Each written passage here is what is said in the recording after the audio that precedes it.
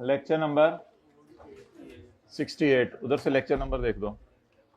Hybrid में third row बातें बस कर देना, सीए करें कराएं। जी माय डियर, डेफिनेशन निकाल लें डिविडेंड की। किताब दे दो मुझे।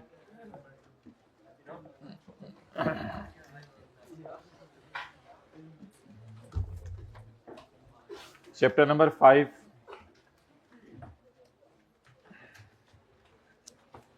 डिविडेंड।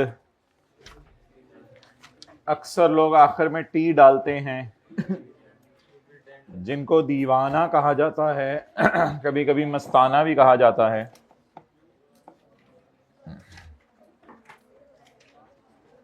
कैफ 2 पसंद करेंगे आज हम।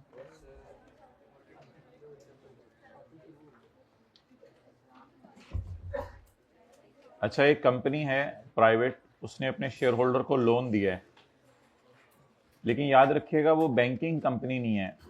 बैंकिंग कंपनी ऐसी होती है जिसका काम है लोगों को लोन देना है, तो उसका काम लोगों को लोन देना नहीं है। कोई भी मैन्युफैक्चरिंग कंपनी होगी, कुछ होगी, उसने अपने शेयर होल्डर को लोन दिया है। कुछ लोगों के सामने किताबें अभी तक नहीं पढ़ी हुई, उन्होंने अपने शेयर होल्डर को लोन दिया है, तो हमने कहा था ये लोन समझ लिया जाएगा डिविडेंड इनकम।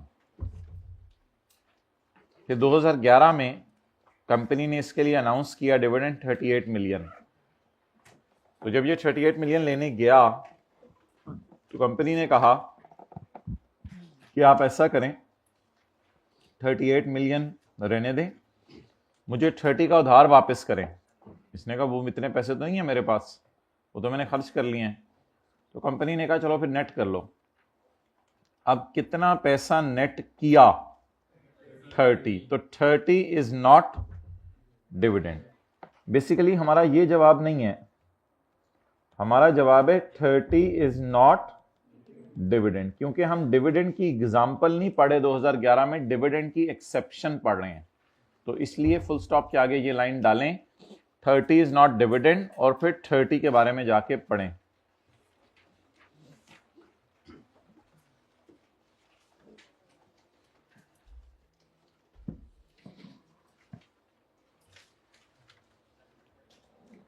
ओके, चलें जी।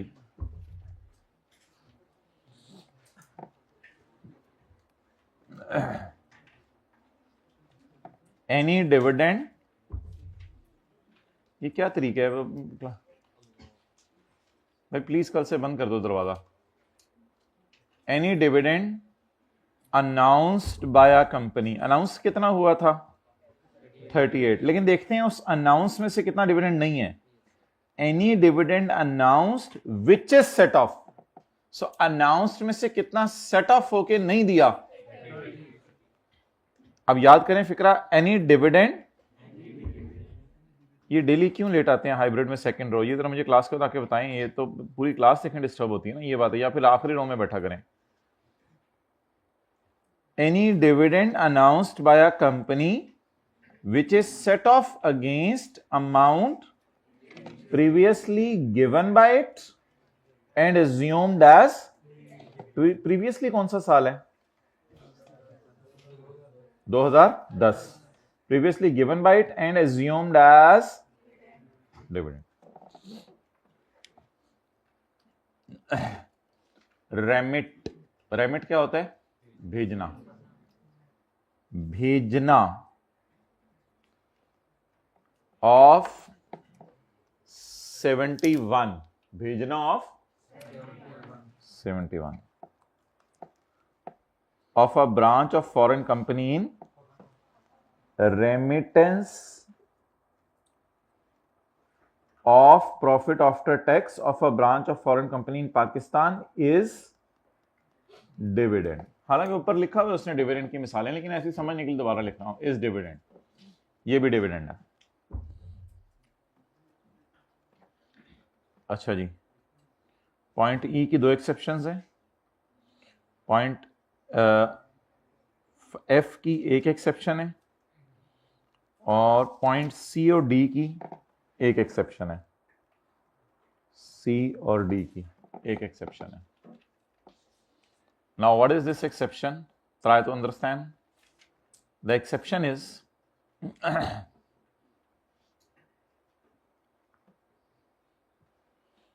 ये इतना कोई फ्रीक्वेंटली टेस्टेड कॉन्सेप्ट नहीं है और फिर डिफरेंट सा ज़रा है।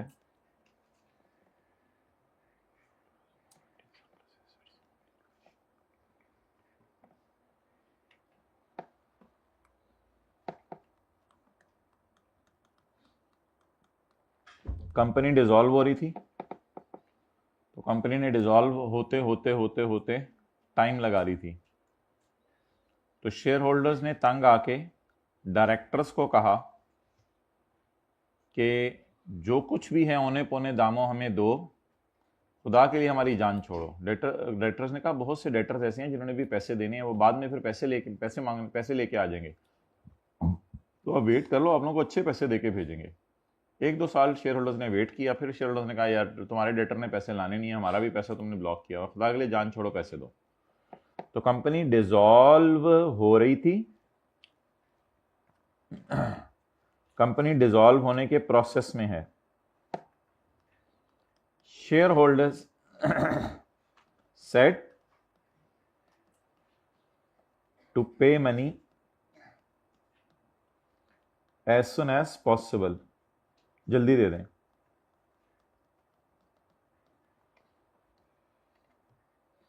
एंड दे सेड, और उन्होंने कहा we will not demand surplus assets. जब हमारे कंपनी डिसॉल्व होने के बाद सरप्लस एसेट्स आएंगे, यानी डेटर्स हो सकते हैं बाद में पैसे दे जाएं, हम शेयर होल्डर अब सारे एग्जिट कर रहे हैं कंपनी से, डायरेक्टर्स तुम 2-3 बैठा करो इधर दफ्तर में, बैठना बैठा तुम्हारी मर्जी, बाद में अगर कोई डायरेक्टर पैसे भी लेके आ गए ना तो हमें वो नहीं चाहिए। बस डायरेक्टर इस पर खुश हो गए, डायरेक्टर ने कहा चलो ठीक है जान छुट्टी, उन्होंने डायरेक्टर ने कहा तुम लोग फारग हो हमारी नज़र में, अब जो डायरेक्टर से पैसे आएंगे वो हमारे होंगे, तुम हमारी जान छोड़ो। तो ऐसी सूरत में स्टेटस ये था कि शेयर कैपिटल के अंदर जो है वो 100 रुपये का बैलेंस पड़ा हुआ था और अकामुलेटेड, आई होप कल की क्लास ली आपने, अकामुलेटेड प्रॉफिट्स के अंदर जो है वो 15 रुपये का बैलेंस पड़ा हुआ था। लेकिन ये 15 रुपये बढ़ के जो है वो 20-22 पे जा सकते थे अगर शेयर होल्डर थोड़ा वेट कर लेते और सरप्लस एसेट्स आने का इंतजार करते, लेकिन शेयर होल्डर्स ने इंतजार नहीं किया। नाउ कल हमने पढ़ा था 115 जब वापस मिलेगा तो इसमें 15 डिविडेंड होगा, but it is not dividend, क्योंकि इन्होंने ये स्टेटमेंट बोली है we will not demand surplus assets. तो शेयर होल्डर अगर बेचारा जिच होके डायरेक्टर को कहे मेरी जान छोड़ो और फिर डायरेक्टर उसको प्रॉफिट बांटे, तो लॉ मेकर कहते हैं छोड़ो, रिलैक्स कर दो, इसको माफ कर दो, डिविडेंड ना दे, डिविडेंड ना समझे। ये बेचारा एक और चीज भी तो अपनी सेक्रीफाइस करके जा रहा है, वो ये कि आइंदा कंपनी को पैसे आते रहेंगे लेकिन इन बेचारों को नहीं मिलेंगे, तो इन बेचारों को भी फिर पहले ही बड़े गम में जा रहे हैं, तो इसलिए इनको और गम ना दो। तो कंपनी अभी डिसॉल्व हुई नहीं, डिसॉल्व तो कभी होगी जब कभी डायरेक्टर्स भी सोचेंगे वहां से उठ जाएं। ठीक है, मैं आपको देखता रहता हूँ, मुझे देखते रहें, द नेवर एंडिंग स्टोरी। बचपन नहीं कहते थे आंखों से आंखें मिलाओ, और 1.5 मिनट तक आपकी आंखें जो है वो झपकते नहीं थे, लगते वो क्लास चल रही है इधर। मैं खामोश हो गया हूँ, मुझे ऐसे देख रहे हैं जैसे बोलें।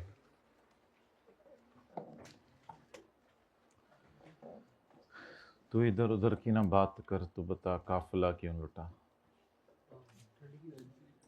ठंड की वजह से, इतनी भी नहीं सर्दी आई।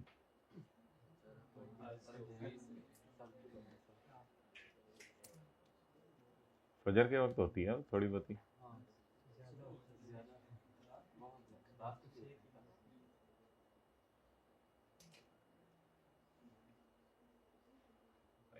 दोस्त को प्यार मोहब्बत से फजर में लेके जाया करें मस्जिद में, इस तरह ना उसे कहा करें कि बेटा अगर तुमने फजर घर में पढ़नी होती है तो मैं तुम्हें चूड़ियां ला के दे देता हूँ। यही बोला नहीं, प्यार मोहब्बत से समझाया करें उसे, फजाइल सुना के कि घर में पढ़ोगे 1 नमाज का सवाब, मस्जिद में 27, इस तरह के कुछ फजाइल सुनाते हुए उसको लेके जाया करें।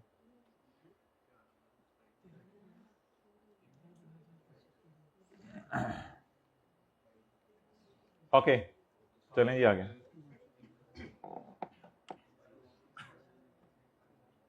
लेकिन इसके लिए शेयर होल्डर्स को एक चीज माननी पड़ेगी अगर ये डिविडेंड एग्जेम्प्ट करना है, कि हम सरप्लस एसेट्स का हिस्सा नहीं मांगेंगे। जी जल्दी करें, थर्ड रो में समझाएं, फिर मैं भी समझाता हूं दोबारा।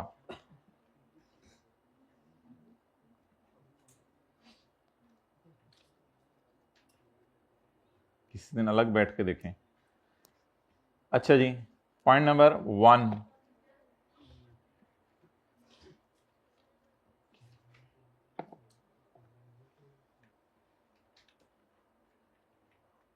जी तो 15 साल भी दे दिए तो नोट ही करते रहेंगे। चलें आगे। यार कर लो यार, अजीब तुम लोगों ने, ये कितनी पी कैप्स हैं, रोजाना को नई पी कैप पहन के आए होते हो। माशाल्लाह माशाल्लाह। कुछ नहीं, जल्दी लिखो, मेरी इधर उधर की बातें सुन रहा होता है, इस वजह से नोट नहीं कर रहा होता।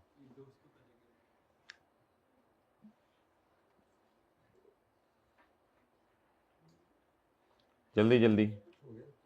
शफकत का हाथ रखें पीछे वाले के सर पे, जो पीछे बैठा हुआ है। पॉइंट नंबर 1,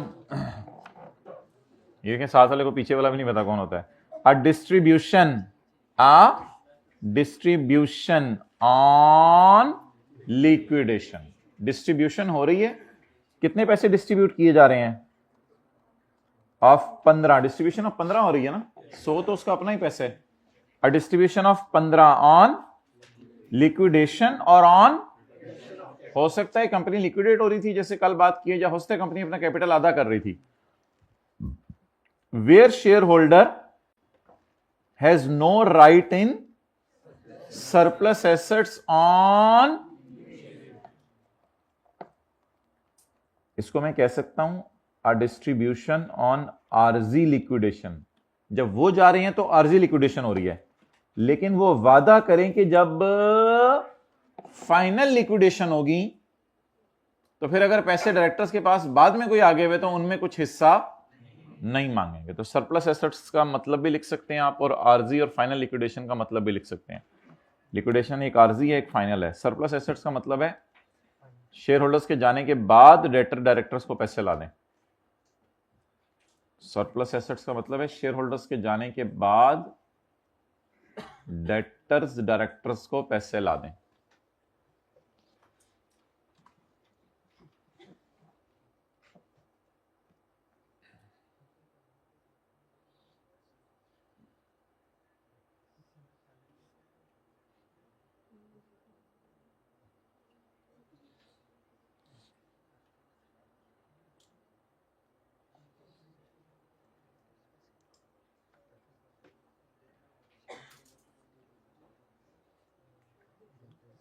चलें जी,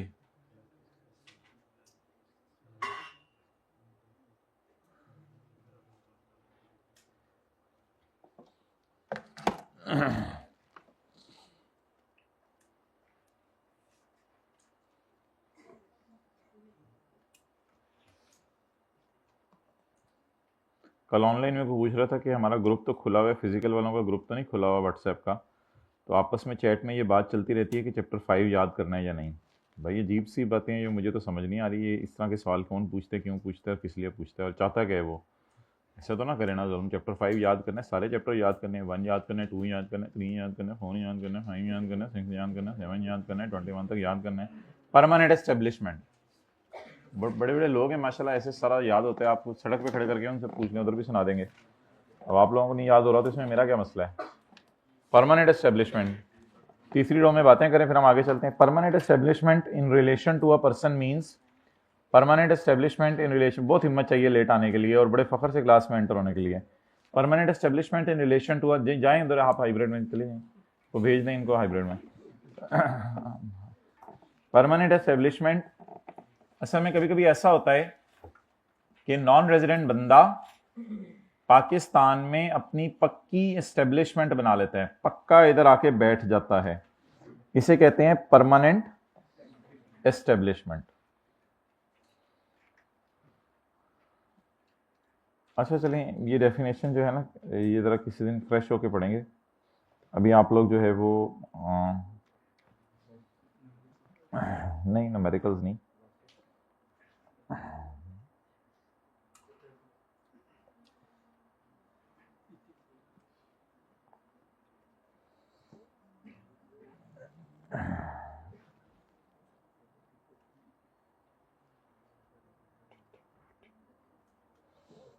चैप्टर 15 निकाल लें।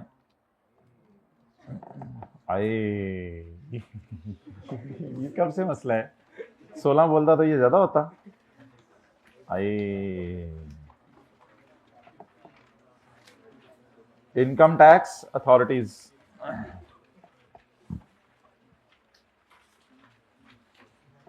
There shall be following income tax authorities. सबसे हाईएस्ट एफबीआर है, उसके नीचे चीफ कमिश्नर, उसके नीचे कमिश्नर, उसके नीचे कमिश्नर अपील। कमिश्नर अपील उसके नीचे नहीं है बेसिकली, ये दोनों एक ही रैंक के बंदे हैं, कमिश्नर और कमिश्नर अपील। कमिश्नर अपील एक ऐसा बंदा होता है जिसके पास आप अपील जाके करते हैं किसी कोर्ट में, कोई आपका मसला फंसाओ, घर का नहीं। FBR, chief commissioner, commissioner, officer, ये कहते तो अपने आप को अफसर हैं लेकिन होते इनके नीचे हैं, लेकिन कहते अपने आप को अफसर ही हैं, हम अफसर लगे हुए हैं। ये कमिश्नर से भी छोटा है, लगाता एडिशनल है अपने नाम के साथ लेकिन है छोटा। ये लगाता डिप्टी है अपने नाम के साथ, एडिशनल एडिशनल लगाता है लेकिन ये डिप्टी है, होता है एडिशनल का छोटा ही है। ये असिस्टेंट लगाया होता है इसने अपने नाम के साथ, ये तो छोटा ही लग रहा है असिस्टेंट। मैं असिस्टेंट रखा हुआ है अपना, डिप्टी भी जाते हुए कह रहा होता है मैंने तो ये अपना असिस्टेंट रखा हुआ है। ये कहते हैं हम भी कभी डिप्टी बनेंगे। क्या बातें शुरू कर ली हैं अजीब। चले आगे, रिटर्न ऑफ इनकम। पाकिस्तान में इन लोगों ने 30 सितंबर को रिटर्न ऑफ इनकम जमा करानी है। सेक्शन 118 में हम पढ़ेंगे 30 सितंबर का लफ्ज, अभी लिखने की जरूरत नहीं। पाकिस्तान में इन लोगों ने अपनी आमदन के गोशवारे जमा करवाने हैं, हर कंपनी ने, हर पर्सन अदर देन कंपनी, यानी इंडिविजुअल और एओपी, जिनकी साल की इनकम 6 लाख से ज्यादा है। क्योंकि शायद आपको याद हो कि इंडिविजुअल एओपी अगर 6 लाख से ज्यादा कमाते हैं तभी टैक्स देना होता है। नॉन प्रॉफिट इदारों ने भी जमा करानी है रिटर्न। हाँ, नॉन प्रॉफिट इदारे आमतौर पर टैक्स जमा नहीं करवाते लेकिन ये रिटर्न जमा करवाते हैं हाइब्रिड में लेट आने पे। और एई, every person whose income for the year is subject to final tax. जो बंदा ओनली डिविडेंड कमा रहा है ही विल ऑल्सो फाइल, वो भी क्या करेगा, अपनी रिटर्न जमा करवाएगा। जो सिर्फ फाइनल टैक्स इनकम कमा रहा है वो भी अपनी रिटर्न जमा करवाएगा, उसको भी रिलैक्सेशन नहीं है।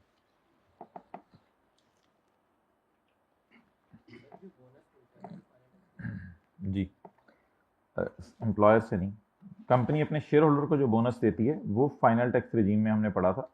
एम्प्लॉयर जो बोनस देता है वो तो सैलरी इनकम में पढ़ा था हमने। ये भाईजान 2010 का साल है, ये 11 का, ये 12 का, ये 13 का। 2010 के साल में आपने 4 लाख रुपया कमाया इनकम, आप टैक्स देंगे? नो। टैक्स पे करेंगे? नो। रिटर्न जमा करवाएंगे?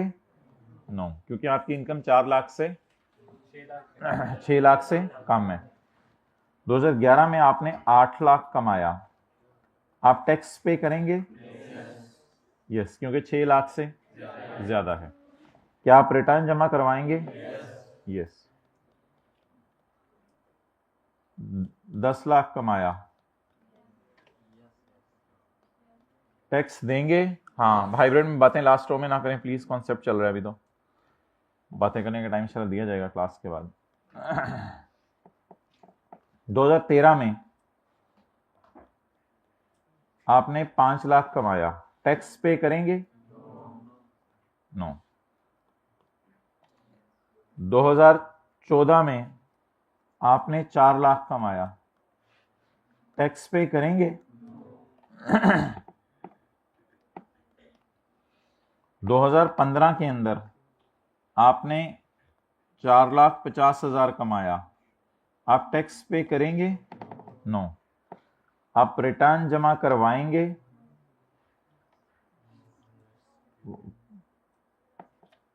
साढ़े मार्कर कितने टुर गए, खाली खाली लग रहे ऐसे होते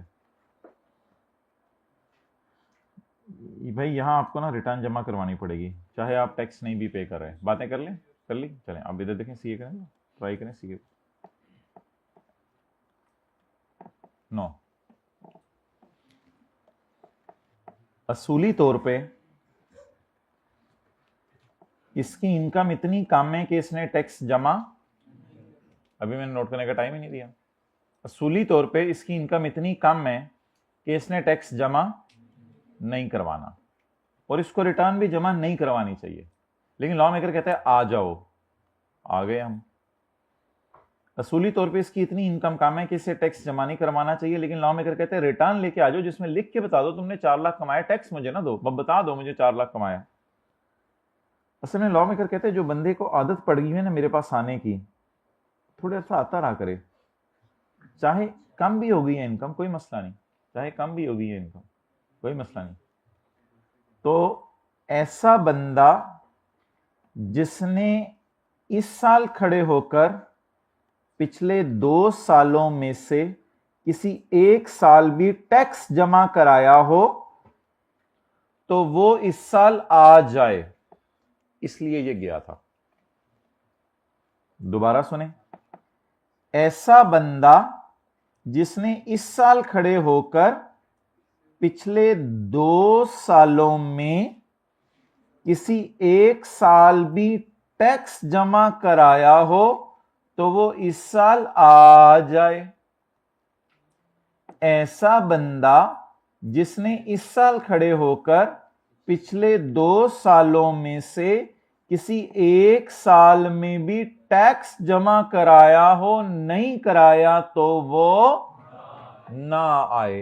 यानी असूल ये है कि अगर तुम आ रहे हो ना तो फिर मेरे पास अगर तुम्हारे जाने का प्रोग्राम है ना, आज के बाद तुम्हारी इनकम बहुत कम हो गई है तो 1-2 साल तक तकरीबन आते रहो मेरे पास, फिर बेशक आना छोड़ देना, फिर मुझे पता चल गया तुम्हारे हालात क्या हो गए हैं, फिर मुझे पता चल गया तुम्हारे हालात क्या हो गए। तो रूल सुन लें, हमारे साल खड़े होके अगर पिछले 2 सालों में से किसी एक साल भी आपने टैक्स पे किया है तो प्लीज आए।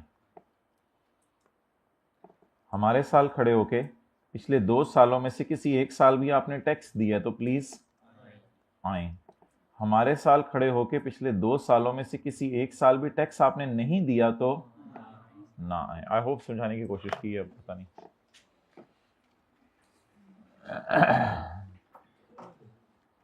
ये किताब पे नोट करें, कोशिश करें, ये ना लेफ्ट पे जगह खाली है, सफ़ा है पूरा इसीलिए रखा हुआ है, छोटा छोटा करके नोट कीजिएगा। लेफ्ट पे सफ़ा खाली है पूरा, किताब जरा खोल के देखें, लेफ्ट साइड पे सफ़ा पूरा खाली है।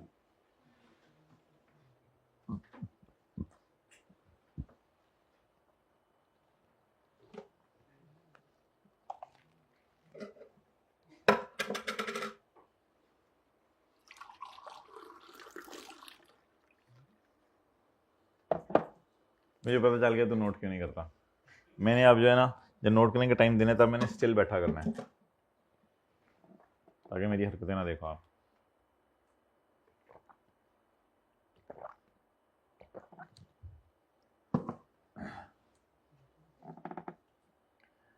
A man is known by the company he keeps and the woman is known by the दाएं बाएं वाला she keeps।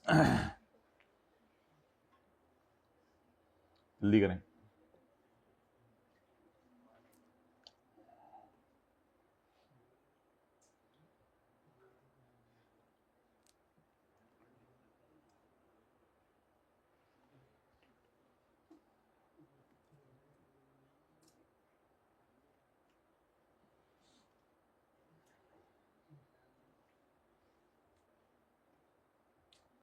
चलें जी, आगे चलें और अपने अंदर तब्दीली लाएं।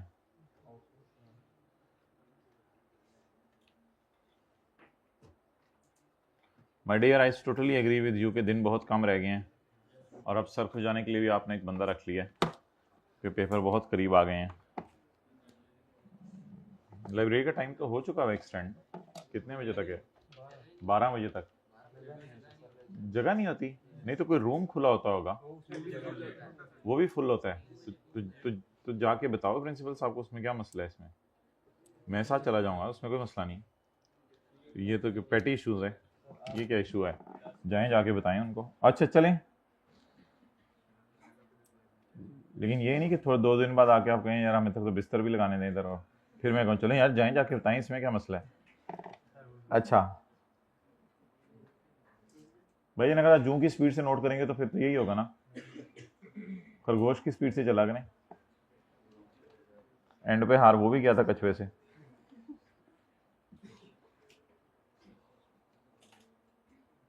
साथ वाले से जल्दी पूछे, man who was a hospital, याद है तुम्हें? जल्दी करें।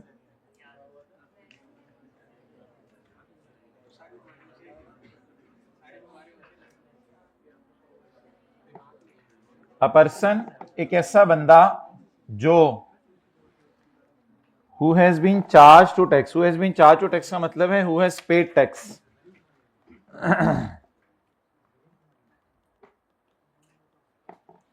a person who has paid tax in any of the दो पिछले साल। a person who has paid tax in any of the दो पिछले साल, याद करें।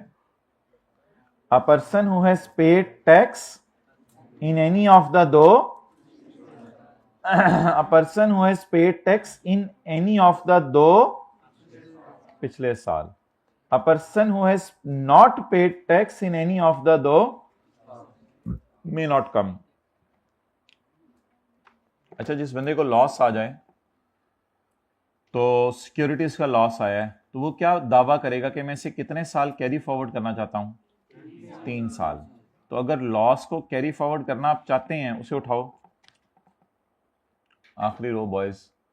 अगर लॉस को आप कैरी फॉरवर्ड करना चाहते हैं तो आप क्या करें, आप रिटर्न जमा करा के बता दें, यार मेरा इस साल इतना लॉस आया है, तो ठीक है, उस रिटर्न में वो चेक कर लेंगे आपका लॉस, ओके कर देंगे, फिर आप लॉस को कैरी फॉरवर्ड करें। लेकिन अगर लॉस उनको बताया ही नहीं कितना आया है, तो फिर वो कैसे आपको कैरी फॉरवर्ड करने देंगे? तो 2024 में एक बंदे को लॉस आया 50 मिलियन का, क्या ये टैक्स देगा? नहीं, लेकिन रिटर्न फाइल करे। क्यों? क्योंकि आप इस लॉस को क्या करना चाह रहे हैं? कैरी फॉरवर्ड करना चाह रहे हैं ना। तो जिस चीज को कैरी फॉरवर्ड करना चाह रहे हैं उनको उससे ओके करवाएं, उनसे वो ओके कर देंगे आपको इंशाल्लाह। चलो मैं नोट कर देता हूं आपकी किताब पे। बरकत के लिए क्लासें लेने आए हुए हैं और बरकत घर बैठा हुआ है।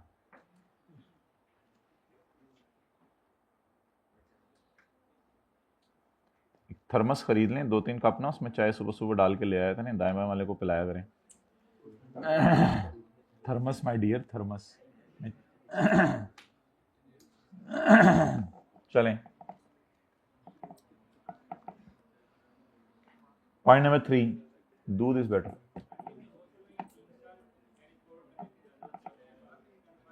दोबारा,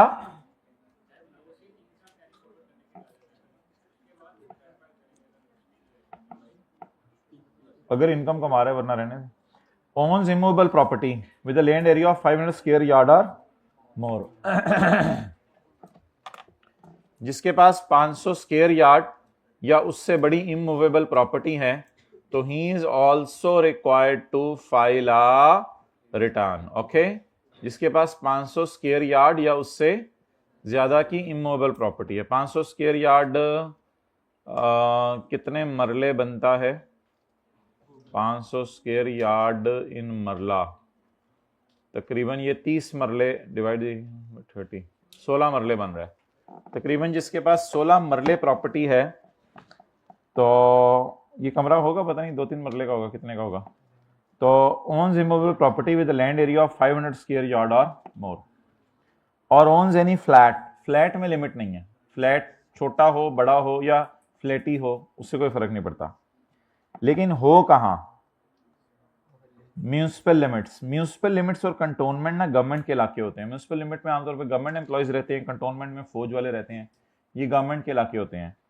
और इस्लामाबाद में। और चौथा पॉइंट थोड़े अरसे बाद आएगा, चांद में। अगर चांद में भी हो तो फिर भी आपको करना पड़ेगा। ऑब्वियसली अभी तक चांद पे प्लॉट मिलने शुरू नहीं हुए, तो अल्हम्दुलिल्लाह जब ये हो जाएगा तो ये पॉइंट बुलेट चौथा भी आप एडवांस में याद कर लें, चांद में। सूरज में नहीं, फिर आपने आना नहीं है वापस। पॉइंट नंबर 4, आपका इमूवेबल प्रॉपर्टी हो या फ्लैट हो। इमूवेबल प्रॉपर्टी 500 स्क्वायर यार्ड और मोर, और फ्लैट 2000 स्क्वायर फीट और मोर। तो 2000 स्क्वायर फीट, जूजल जूजल।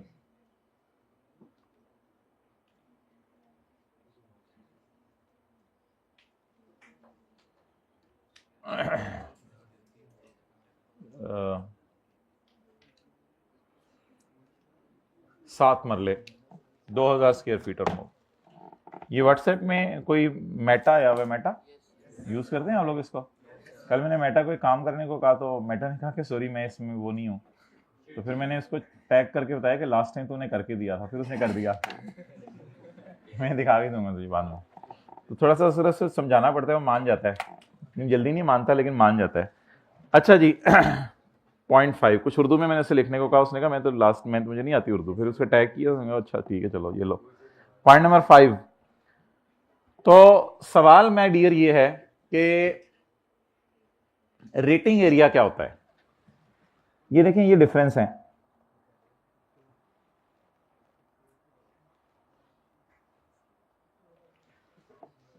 ये जो ऊपर वाला पॉइंट था बोले म्यूनिसिपल लिमिट, कंटोनमेंट और इस्लामाबाद के लिए, और नीचे वाला पॉइंट रेटिंग एरिया के लिए। अच्छा ना, व्हाट इज रेटिंग एरिया? हर शहर में जो बड़े बड़े इलाके होते हैं, जैसे कोई डिफेंस हो गया, गुलबर्ग हो गया, उनको रेट कर दिया जाता है हाई, तो उनको रेटिंग एरिया कहा जाता है। अब ऑब्वियसली किस शहर में कौन कौन से एरियाज रेट हाई किए गए हैं उस इलाकों में, कहते हैं ये मेरा इस बहस का मकसद नहीं है, ये मैं आप बच्चे आपको याद कराने लग जाऊं तो ये तो ऐसे ही टाइम जाया करने वाली बात होगी। तो बस हर शहर के बड़े इलाकों को क्या कहते हैं? Rating area. तो इसका मतलब है क्या इस्लामाबाद में ही फ्लैट है तो मैंने रिटर्न जमा करवानी है, या मेरे लाहौर रावलपिंडी में रेटिंग एरियाज में घर है तो भी मैंने रिटर्न जमा करवानी है? तो भी रिटर्न जमा करवानी है। तो रेटिंग एरिया लिख लें, ये तो हर शहर में है। रेटिंग एरिया हर शहर के बड़े इलाके हैं। अब वो कौन कौन से हैं इसमें प्लीज हमें नहीं पढ़ने की जरूरत, रेटिंग एरिया तो हर शहर के बड़े इलाके हैं। अच्छा, अब रूल याद करें, इस्लामाबाद कंटोनमेंट या म्यूनिसिपल में है तो 500 स्क्वायर यार्ड और मोर, और फ्लैट जितना मर्जी हो, बड़ा हो या छोटा हो। लेकिन अगर रेटिंग एरिया में आ जाए तो 500 स्क्वायर यार्ड और मोर उसी तरह लाइन रहेगी, लेकिन अगर फ्लैट है तो नहीं, 2000 स्क्वायर यार्ड तो बहुत ज्यादा हो जाएगा, 2000 स्क्वायर फीट। इथे यार्ड लिखे, इथे फीट लिखे। जिस बंदे के पास गाड़ी हो वो दिन में 1000 दफा सीसी बोलती हो। On a motor vehicle having engine capacity of 1000 CC. Cultus कितने की है? 1000 सीसी की। तो फिर अबव 1000 सीसी पे आएगा ना ये। तो 1000 सीसी से ऊपर की अगर किसी की गाड़ी है तो उसने भी पाकिस्तान में क्या जमा करवानी है? रिटर्न जमा करवानी है। ठीक है। Point number VII। अच्छा, आपस में बातें लगे हुए हैं। VII who has obtain national tax number, जिसके पास क्या है पाकिस्तान में? National tax number. अच्छा, जो कमर्शियल या इंडस्ट्रियल कनेक्शन है बिजली का, कमर्शियल कनेक्शन कौन सा होता है? दुकानदारों के पास। और इंडस्ट्रियल कनेक्शन कौन सा होता है? फैक्ट्रीज के पास। तो जिसके पास कमर्शियल या इंडस्ट्रियल कनेक्शन है, दुकानदार है या इंडस्ट्रियल कनेक्शन है बिजली का, अगर बिजली का बिल बढ़ रहा है किससे, तो भी आपने क्या जमा करवानी है? रिटर्न। साल का बिल या महीने का बिल? महीने का। चपे। Point number 9। अच्छा जी, ओके, अब इधर आए अटेंटिव। बात से किया करें ना, is a chamber of, is a resident person, एक रेजिडेंट पर्सन हो जो कि रजिस्टर्ड हो with chamber of commerce and industry. ये बिजनेसमैन जो है उन्होंने एक ऑर्गेनाइजेशन बनाई हुई है। ट्रेड और बिजनेस एसोसिएशन, ये भी दुकानदारों की है एक इदारा। मार्केट कमेटीज तो वैसे ही दुकानदारों ने बनाई हुई है। पाकिस्तान इंजीनियरिंग काउंसिल, सारे इंजीनियर्स भी आ गए इसमें, सारे डॉक्टर्स भी आ गए, जो दांत तोड़ते हैं वो भी आ गए, लॉयर्स भी आ गए, पाकिस्तान बार काउंसिल वाले और सूबे वाले भी, चार्टर्ड अकाउंटेंट्स भी आ गए, कॉस्ट एंड मैनेजमेंट अकाउंटेंट्स भी आ गए। ये सारे लोग अगर क्या हैं? रेजिडेंट हैं, इनका स्टे पाकिस्तान में 183 डेज या उससे, they are also required to file a return. इन्होंने भी रिटर्न जमा करवानी है। जल्दी से याद करें, chamber of commerce and industry, trade और मार्केट कमेटी, ऐसे करें, chamber of commerce and industry, ऐसे करें ट्रेड और बिजनेस एसोसिएशन, ऐसे करें मार्केट कमेटी। अच्छा वापस आ जाएं। अब ऐसे करें इंजीनियरिंग काउंसिल, ऐसे आए मेडिकल एंड डेंटल काउंसिल। अब दूसरे बंदे को देख के पाकिस्तान बार काउंसिल और प्रोविंशियल बार काउंसिल। वापस नीचे आ जाएं, ICAP and cost and management accountant of Pakistan का तरह। ओके वापस आ जाएं, good exercise. Point number 10, is a resident individual जिसने जमा करानी है foreign income and asset statement.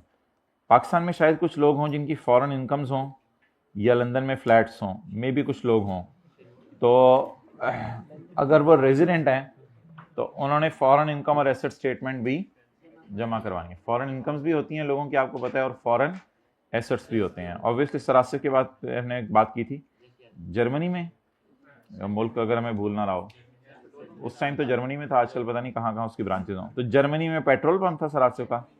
Okay, point number C, persons are classes of persons notified, शाम को उधर ही जाते हैं सर।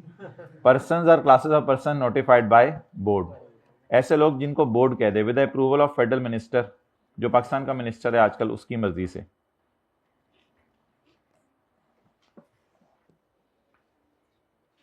करें, अब अटेंटिव हो जाए।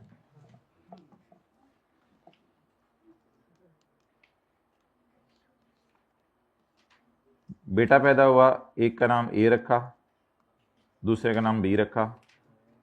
हमसायों के घर बच्चा पैदा हुआ, उसका नाम सी रखा। तरतीब से चल रहे हैं मोहल्ले वाले। अब किसके यहाँ हुआ है? अब जी रशीदा आंटी के यहाँ हुआ है, उसका नाम डी रख दो। अच्छा, अब इसका नाम ई रख दो। तो ये मुख्तलिफ बंदे हैं आपके सामने। ये इनकम फ्रॉम बिजनेस कमा रहा है 4 लाख रुपया, ये इनकम फ्रॉम बिजनेस कमा रहा है 2 लाख रुपया, ये इनकम फ्रॉम कैपिटल गेन कमा रहा है 5 लाख रुपया, ये इनकम फ्रॉम प्रॉपर्टी कमा रहा है 7 लाख रुपया, और ये इनकम फ्रॉम अदर सोर्स कमा रहा है। अभी ताज़ा इसका वलीमा हुआ है, 8 लाख रुपया इसको सलामी मिली थी, ज़्यादा हो गई, 4.5 लाख कर लो। नहीं, पैदा होती नहीं है तो बहुत अरसे बाद की बात कर रहा हूँ मैं, अजीब बोंगियाँ मारनी है। अच्छा, रिटर्न,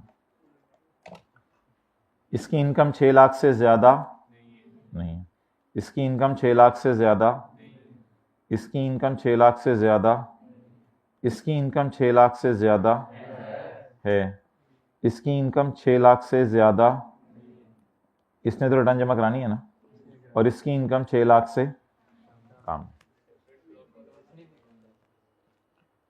तो जिसकी इनकम 6 लाख से ज़्यादा है उसने रिटर्न जमा करवानी है, और जिसकी इनकम 6 लाख से कम है उसने रिटर्न जमा। Any question? ओके, इस नॉर्मल रिजीम है, सॉरी, इसमें एक एक्सेप्शन है इस रूल में, वो सिर्फ बिजनेसमैन को पकड़ा है, बिजनेसमैन को पकड़ा है। और बिजनेसमैन भी वो जो इंडिविजुअल हो,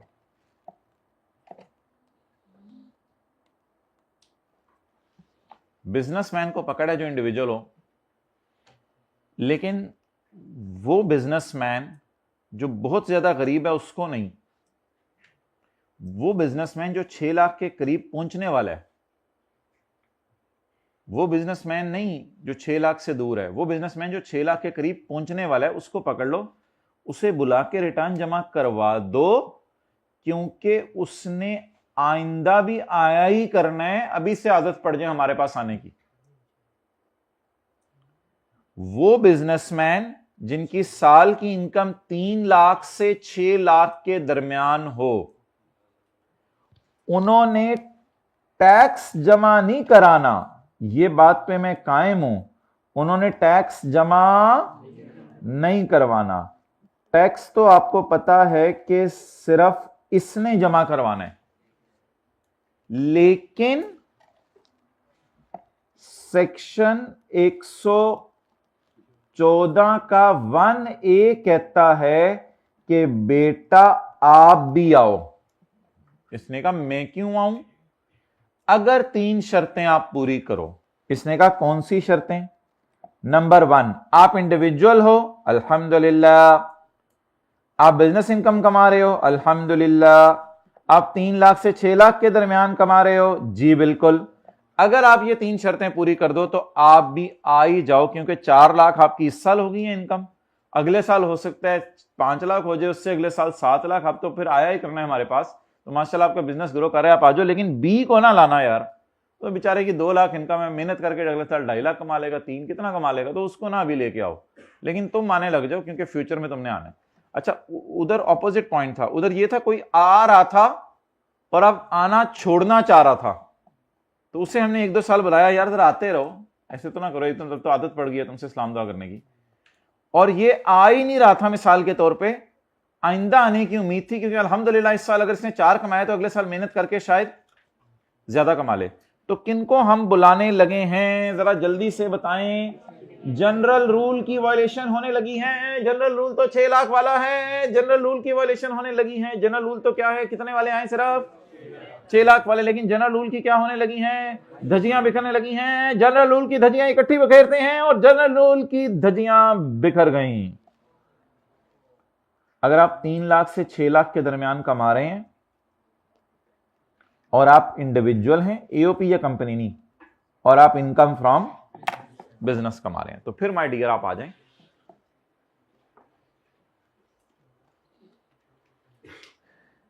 इसको क्यों बुलाया है? फ्यूचर में आना है Bongi.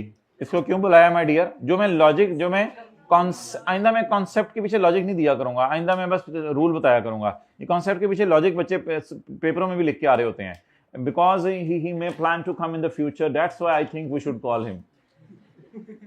Guys, you are supposed to write down 3 things. He is individual, he is earning income from business, his income is between 3 lakh to 6 lakh, therefore he is required to file the return. भोंगे ने भोंगी मारी, भोंगे ने भोंगी मारी।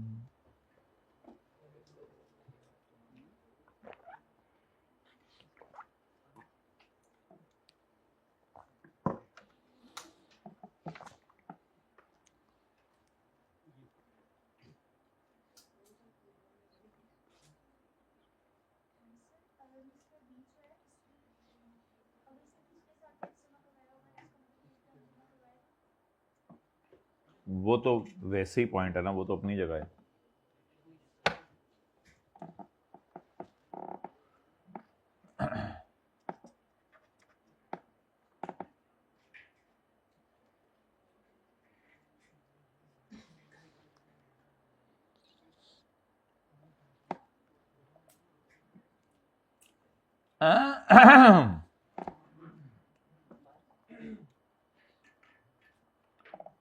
अच्छा my dear, अब ये इधर ही याद कर लें।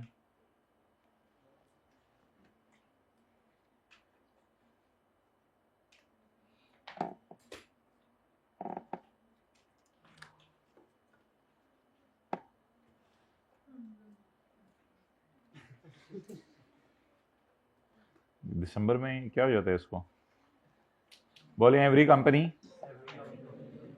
Every person whose income exceeds 6 lakh, non profit organisation, any person who is charged to final tax, a person who has been charged to tax in any of the 2 last tax years, who claims a loss। Immovable property और flat वाली बातें आसान है। जिसके पास गाड़ी है 1000 CC से ज्यादा, 1000 सीसी वाले ने नहीं आना, क्योंकि वो तो 1000 दफा सीसी करता है। तो obtain national tax number, commercial या इंडस्ट्रियल कनेक्शन और बिजली का, अगर साल का बिजली का बिल 5 लाख से ज्यादा हो।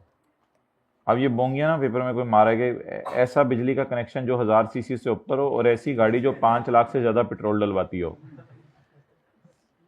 बोंगे ने बोंगा मारा। चैम्बर ऑफ कॉमर्स, ट्रेड और business market committee, professional, foreign income and assets statement जो जिसने जमा करानी है। फॉरेन इनकम एसेट स्टेटमेंट हम पढ़ेंगे 116 के अंदर, ए के अंदर।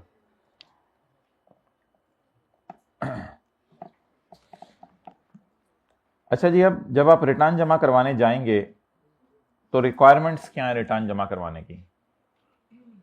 आप तैयार हों, शीशे के सामने खड़े हों, फिर दुआ मांगें, अल्लाह जैसे तूने मेरी शक्ल अच्छी बनाई, मेरे अखलाक भी अच्छे बना, फिर घर से निकलने की दुआ पढ़ें, ये तो अमाल करनी है आपने। लेकिन अभी क्या करने हैं अमाल? जो टैक्स वाले कह रहे हैं वो जरा पढ़ लें। टैक्स वाले कह रहे हैं आपने रिटर्न प्रेस्क्राइब्ड फॉर्म में जमा करवानी है। आई कैप के फॉर्म पे जमा ना करवा देना, यहाँ हम आपको फॉर्म देंगे, उस पर रिटर्न जमा करवानी है, प्रेस्क्राइब्ड फॉर्म पे। और इसमें एनेक्जर्स एंड स्टेटमेंट्स हैं। एनेक्जर्स होते हैं यानी सपोर्टिंग डॉक्यूमेंट्स, अटैच की हुई 7 चीजें, जैसे ईमेल में आप फाइल्स अटैच करते हैं या इस तरह। एनेक्जर्स एंड स्टेटमेंट्स इसमें कुछ होंगी, वो भी आपने जमा करानी है, वो हम आने वाले दिनों में देखेंगे अगर कोई हुई तो। लेकिन बोर्ड अगर चाहे तो बता दे, प्रेस्क्राइब होते बताना। बोर्ड अगर चाहे तो बता दे हाइब्रिड में 3rd रो में कि different return for different class. अगर आप लोगों ने बात करनी होती है ना, कोशिश करें चेहरे का रुख ना बदले और होंठ भी ना हिले, यानी लिख के किसी तरह कर लिया करें ताकि मुझे भी पता ना चले, मैं समझूं आप लिख रहे हैं, इस तरह शायद कुछ बचत हो सकती है। तरीके बता रहे हैं हमें। द बोर्ड में prescribe different returns, board different returns बता सकता है। समझा लें 3rd रो में ऑपोजिट साइड वाला स्टूडेंट, समझ आ गई? हाथ खड़ा कर दें अगर समझ आ गई तो। जी शुक्रिया, मेरे से भी समझ लीजिएगा अगर बातें। द बोर्ड में prescribe different return for different classes of incomes और पर्संस। रिटर्न का तो वैसे एक फॉर्म होता है, लेकिन बोर्ड अगर चाहे तो किसी के लिए फॉर्म बदल भी सकती है, तो बोर्ड की मर्जी। द बोर्ड में prescribe different returns for different classes of income, यानी कि जो बंदा सिर्फ अदर सोर्स कमा रहा है, हो सकता है उसका फॉर्म कोई बोर्ड आसान कर दे, यार तुम तो सिर्फ अदर सोर्स कमा रहे हो, चलो तुम्हारा फॉर्म जरा आसान कर देते हैं, बाकी लोगों को बड़े फॉर्म भरने पड़ते हैं, तुम्हें इतना बड़ा फॉर्म नहीं भरना पड़ेगा, इस तरह की कोई बात करे।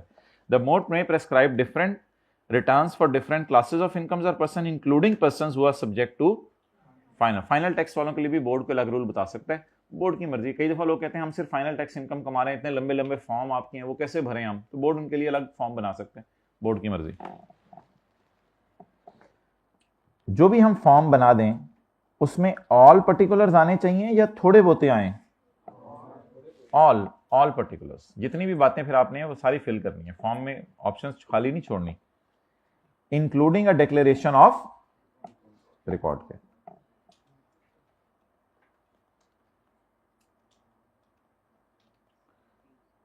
आप रिटर्न में बताएं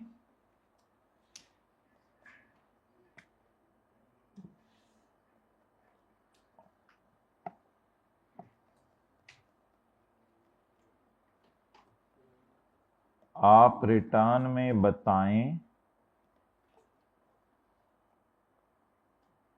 यार कि मैंने रिकॉर्ड रखे हुए हैं, मैंने रिकॉर्ड क्या होते हैं? रेंट एग्रीमेंट, सेल इनवॉइसेस, बिजली के बिल, मैंने 2-3 मिसालें दे दी रिकॉर्ड्स की। आप रिटर्न में बताएं कि मैंने रिकॉर्ड रखे हुए हैं। अगर आपको कोई टेंशन है तो आ जाए हमारे पास, हम आपको चाय भी दिखाएंगे और रिकॉर्ड भी दिखाएंगे।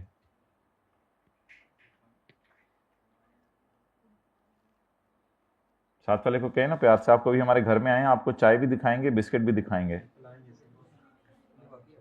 आप रिटर्न में बताएं कि मैंने रिकॉर्ड रखे हुए हैं।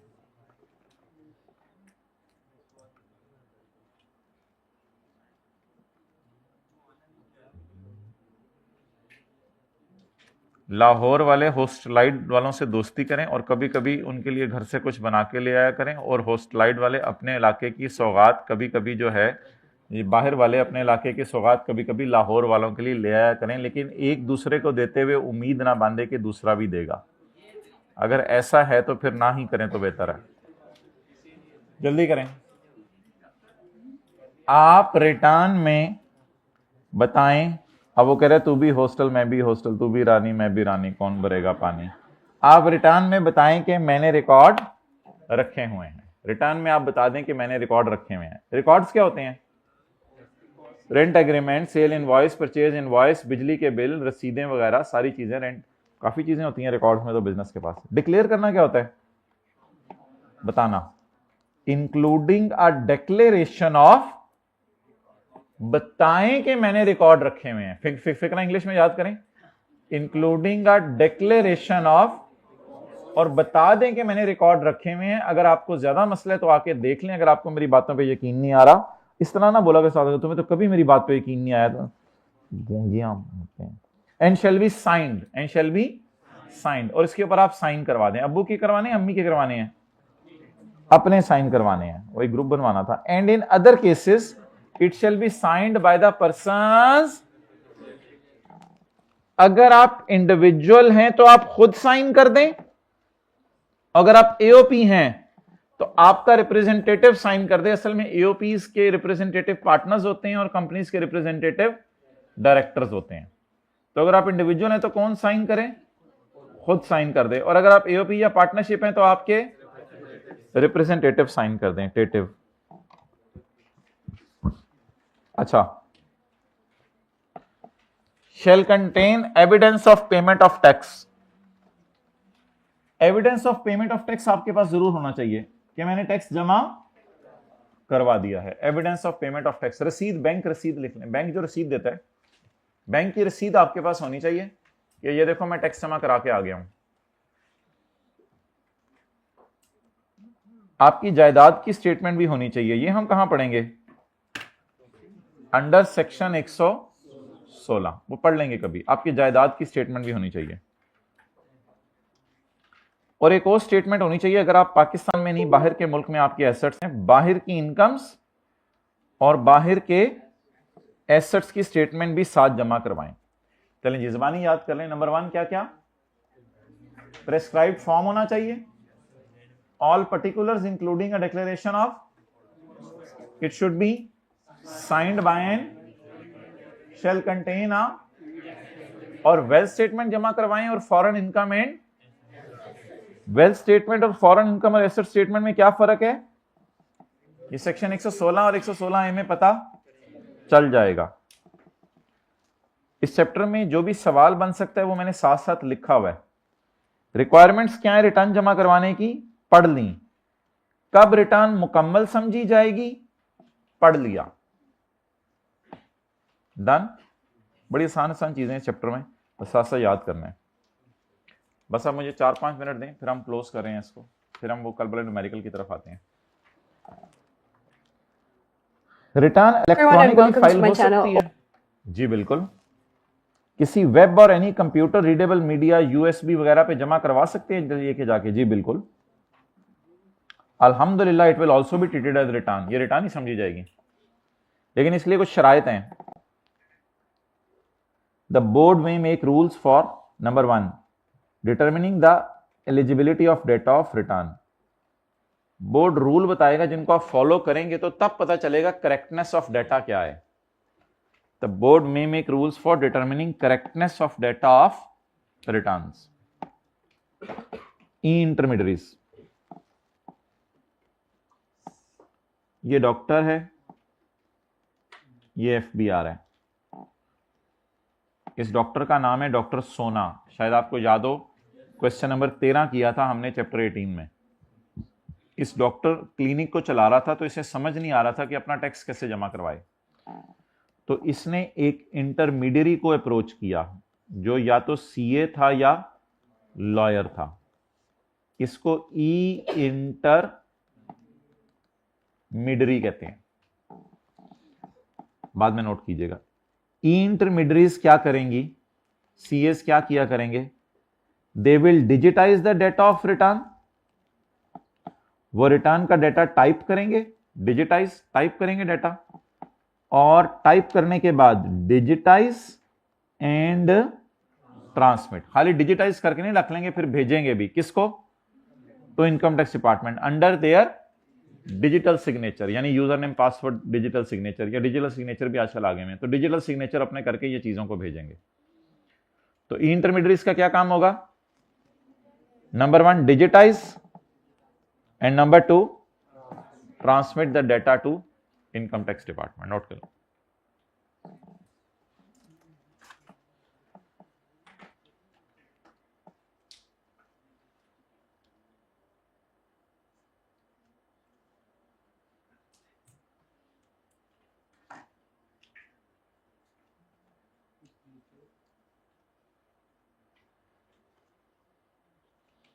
साथ सारे लोग कहें आज मैं आपकी तरफ आ रहा हूँ, इकट्ठे बैठ के पढ़ेंगे।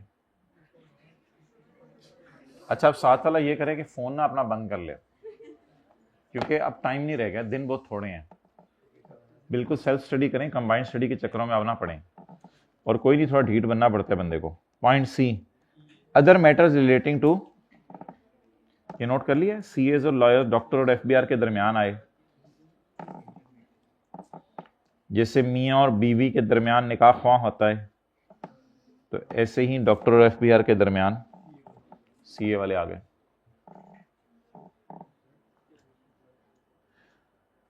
अच्छा जी, लास्ट कॉन्सेप्ट आज का, क्या किसी बंदे ने 12 महीने से कम की रिटर्न भी जमा करवानी है? जी बिल्कुल, 4 लोगों ने 12 महीने से कम की रिटर्न जमा करवानी है। ऐसा बंदा जो मर गया है, ऑब्वियसली जरूरी नहीं 30 जून को मरा हो। 30 जून को तो आपने देखे बहुत कम जनाजे होते हैं, कभी 29 जून को जनाजा होता है, कभी 27 जून को जनाजा होता है, कभी 22 जून को, कभी 12 अप्रैल को। तो जनाजा अगर आपका 30 जून को है फिर तो साल ही की रिटर्न जमा करवाएं, लेकिन अगर आपका जनाजा उससे पहले है तो फिर घर वाले पूरे साल की रिटर्न जमा नहीं करवाएंगे, फिर एफबीआर वाले भी डर जाएंगे बाकी महीने कैसे कमाया उसने। नंबर 2, अगर कोई बंदा बैंक करप्ट हो गया है, यानी अब दिवालिया हो गया उसका, और 12 मार्च को बैंक ने इसको करप्ट करार दे दिया और कहा ये मेरा लोन वापस नहीं कर रहा, वो बेचारा अपनी दुकान बंद करके सारी चीजें समेट समूट के घर भाग जाता है, तो इसको भी 12 महीने से कम की रिटर्न जमा करवाएं। और अगर कोई बंदा जहाज में बैठ के, कोई बंदा जहाज में बैठ के बाहर के मुल्क जा रहे हैं हमेशा के लिए, ऐसे तो बहुत कम होते हैं, आप पूरे जहाज में ऐलान करके देखें भाई इनमें से कौन हमेशा के लिए जा रहा है, शायद ही कोई माने। अगर कोई ऐसा है तो उसको उतारें और उसको कहें पहले 12 महीने से कम की रिटर्न जमा करवाओ, फिर उसके बाद परमानेंटली क्या तुम चले ही जाओ पाकिस्तान से, ना ना, हमें क्या मसला है। तो सारे जहाज को उतारना है नीचे, या जो हमेशा के लिए जा रहे हैं? आप अपने किसी ऐसे रिश्तेदार को जानते हैं कि जो हमेशा के लिए चला गया हुआ है, कभी पाकिस्तान नहीं आना उसने? जानते हैं, तो उसको करना यह चाहिए था कि जिस साल जा रहा था ना, उस साल उसे 12 महीने से कम की रिटर्न जमा करा के जाना चाहिए था। पॉइंट डी, इसके अलावा कमिश्नर किसी भी बंदे को पकड़ के कह दे कि बेटा तुम आओ, तुम भी 12 महीने से कम की रिटर्न जमा करवाओ। तो फर्ज करें कमिश्नर एक बंदे को ड्रैग करके ला रहा है, तो बस क्यों मुझे क्यों पकड़ा है? आई कंसिडर इट अप्रोप्रिएट, मुझे अप्रोप्रिएट लग रहा था तुम्हें पकड़ना। तो कमिश्नर किसी भी बंदे को पकड़ के कह सकता है तुम 12 महीने से कम की रिटर्न जमा करो, and the return will be furnished by the date specified in the notice. जो डेट नोटिस में बताई होगी तब तक आपने रिटर्न जमा करवा देनी है। याद कर ले माय डियर, नंबर 1, जो मर गया है उसके बुरसा ने 12 महीने से कम की रिटर्न जमा करवानी है। नंबर 2, जो बैंक करप्ट हो गया है उसने 12 महीने से कम की रिटर्न जमा करवानी है। नंबर 3, जो पाकिस्तान छोड़ के जा रहा है हमेशा के लिए, उसने 12 महीने से कम की रिटर्न जमा करवानी है। और नंबर 4, अब अगर आप लिख के आएंगे हु इज लीविंग पाकिस्तान, तो आई कैप कहते हैं मैं पूरे नंबर इस पे काटता हूं, इस पॉइंट का एक भी नंबर नहीं देता। लीविंग पाकिस्तान का तो कॉन्सेप्ट ही गलत है, फिर तो जहाज में 300 बंदों को रिटर्न जमा करवानी पड़ेगी। परमानेंटली का लफ्ज लिख के आए, वरना परमानेंटली बुलाना है उसने, मसला होता है वो।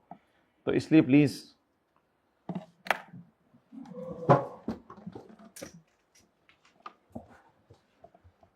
चैप्टर 12 पे कल हम गए थे, कभी 7 का बोल के, कभी प्रॉपर्टी का बोल के, कभी कहीं का बोल के।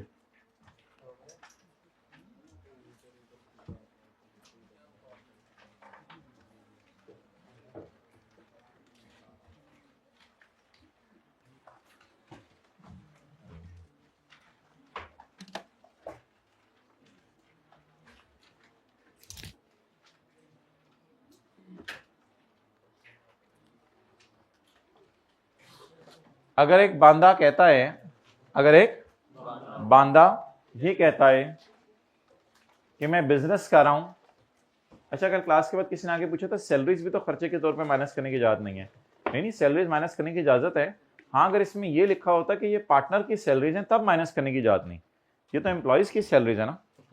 हाँ, अगर ये लिखा होता ये सैलरी 32,000 से ज्यादा है per month, rupees in million ही होंगे शायद, तो 32,000 से ज्यादा है पर मंथ, तो फिर मैं कहता माइनस करने की जरूरत नहीं। हाँ, अगर ये लिखा होता कि सैलरीज पे टैक्स नहीं कटा, तो मैं कह सकता हूं कि माइनस करने की इजाजत नहीं, लेकिन ऐसी कोई बात नहीं लिखी हुई। ना कहीं ये लिखा हुआ है कि पार्टनर को सैलरीज दे रहे हैं, ये कल वाला सवाल जो छोटा सा कर रहे थे, ना कहीं ये लिखा हुआ है कि आप जो है वो 32,000 से ऊपर की तनख्वाह कैश में दे रहे हैं, ना कहीं ये लिखा हुआ है कि आप सैलरी पे टैक्स नहीं काट रहे, तो ऐसे कोई मसला है ही नहीं, तो सैलरीज अलाउड है। अच्छा, बिजनेस इनकम निकालते हुए गलती से कल रेंटल इनकम डाल दी थी हमने बीच में, और साथ हमने रेंटल इनकम के खर्चे डाल दिए थे। तो अब जाके 21 को उल्टा दें या 22 को माइनस करके 1 को ऐड कर दें, एक ही बात है, जो मर्जी कर लें। चाहे 22 को माइनस करके 1 को ऐड बैक कर दें, चाहे आप नेट 21 को उल्टा दें, दोनों सूरतों में अल्हम्दुलिल्लाह आपकी इनकम फ्रॉम बिजनेस निकल आएगी। सुहेल खालिद और काजी का चावल और गंदम, वीट गंदम होती नहीं, गंदम ही होती है, चावल और गंदम खरीदने का कारोबार है, ट्रेडिंग का। Following are the details of incomes and losses of its members. AOP को लॉस आया था 15 लाख, लॉस तक पहुंचते हुए रेंटल इनकम रिकॉर्ड हो चुकी है, तो हमने नेट रेंटल इनकम को उल्टा दिया था। लॉस तक पहुंचते हुए P&L में खर्चे रिकॉर्ड हो चुके हैं, पार्टनर्स की सैलरीज वगैरह, इसको हमने उल्टा दिया था ऐड बैक करके। तो ये हमारी एओपी की इनकम फ्रॉम बिजनेस निकल आई थी, और ये हमारी एओपी की इनकम फ्रॉम प्रॉपर्टी निकल आई थी। अच्छा, अब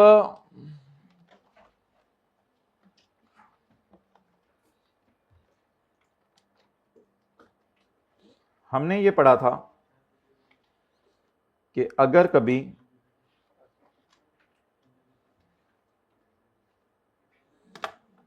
चैप्टर 9 में पढ़ा था, अगर कभी प्रॉपर्टी इनकम, अगर कभी प्रॉपर्टी ओन कर रहे हो 2 या उससे ज्यादा बंदे और उनके शेयर डेफिनेट एंड, तो उन दोनों को आपने एओपी ट्रीट नहीं करना, और उनका हिस्सा अपने हाथों में टैक्सेबल होगा। इसकी हमने मिसाल की थी बड़ी डिटेल से, कासिम एंड तलहा वाली।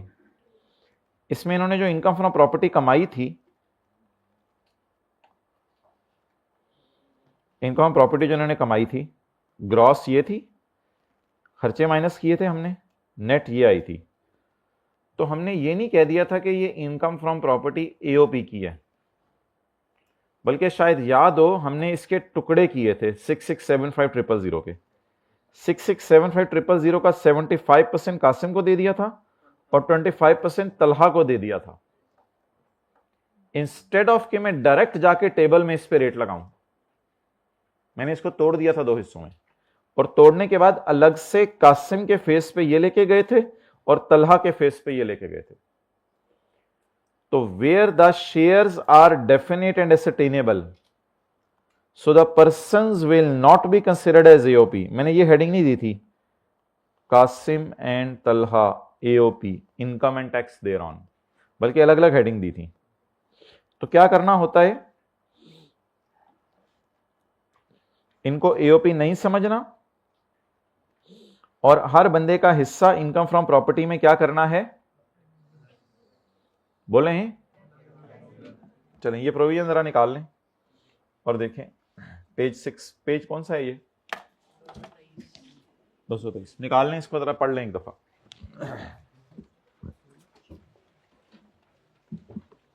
Be quick.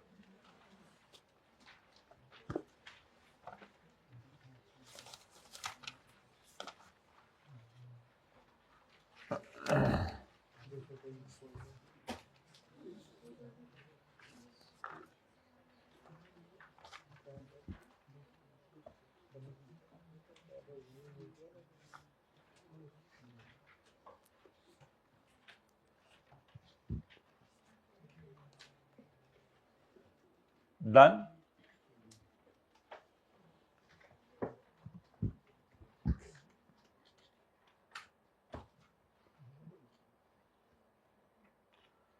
अब भाई मुझे बहुत बहुत बहुत ज्यादा आपकी अटेंशन चाहिए। ये लाइन पढ़ने के बाद, ये लाइन पढ़ने के बाद आपको ये लग रहा होगा कि इसको एओपी की इनकम बना दें, इसको एओपी के फेस पे ले जाएं, इसको एओपी के फेस पे ना लेके जाएं बल्कि इसके हिस्से कर दें, सुहेल, खालिद और काजी, और ये उनके न्यूमेरिकल्स में ले जाएं। समझ आ गई बात? तो हाथ खड़ा कर दें। इस लाइन को पढ़ के आपको ये लग रहा होगा कि इसको एओपी के न्यूमेरिकल के फेस पे ले जाएं और इसको सुहेल, खालिद और काजी के अपने अपने न्यूमेरिकल के फेस पे लेके जाएं, एओपी की इनकम में ना लेके जाएं बल्कि तोड़ तोड़ के इसके 3 हिस्से कर दें। माय डियर, नहीं, इस लाइन का ये मतलब नहीं है।